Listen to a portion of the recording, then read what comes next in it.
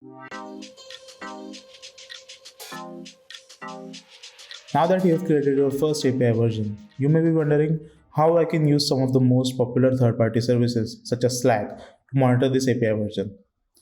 Let's say you want to be notified immediately over Slack whenever a test for your API version fails. Let's see how we can do that. First, we will navigate to this API version. Then you can see that there is a monitoring tab available here. Once you click on that and scroll down to this section, you will see a bunch of services listed here.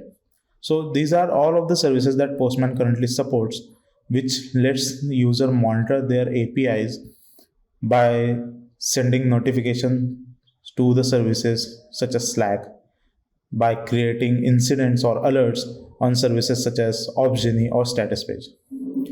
Now that we want to create a Slack notification, we'll locate this Slack icon here and we'll click on this.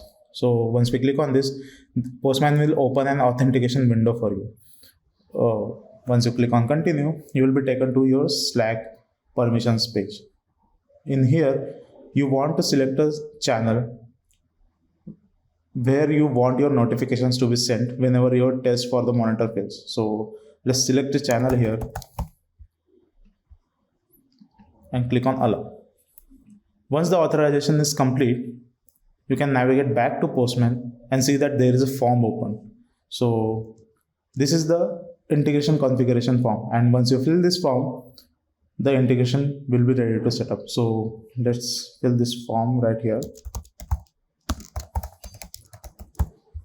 Now you can choose a monitor that you want to set up this integration on for this API version. So from the available list of monitors, we'll select this one and click on add integration. So now the integration is added, and as you can see, the monitor is automatically linked to this API version we have right here.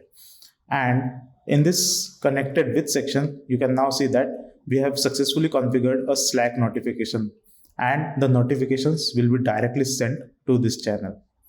So whenever a monitor run fails, I will be notified over Slack in this channel stating that my monitor run failed for this API version, so that I can quickly navigate to Postman and fix or detect whatever that is going wrong.